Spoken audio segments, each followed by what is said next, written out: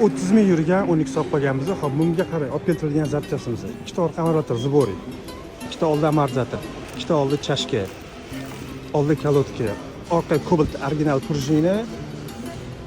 Mana bu eski Sandy Block Merskini qoqib berishgan. Shuncha zapchastni nimaga olib keltirdingiz deydigan bo'lsangiz, bizdan oldingi ustalar amortizator perekacha qilgan. Hozir mana bunga Cobalt rchek podushkoqda Merskini qo'yishgan. Men uni olib tashladim chunki yorilib ketgan edi. Hop, orqa amortizatorni ham perekacha qilishgan. Mana amortizator ahvoli. Klient aytayotganki, Sardor deyaptilar, umuman qarshi mashinam juda yomon ahvolda deyaptilar. Mashinani deyaptilar, yaxshilash kerak deyaptilar. Juda jerk bo'lib ketgan mashinada. Bu kerak emas unaqa narsalar. O'zim zavodskoyda yengilligida rchek podushka bilan orqaga prujina almashtirsanglar bo'ldi. Bu shart emas u. Perekacha qilib, o'zi yaxshi mashina bo'lsa, yengil mashina bo'lsa.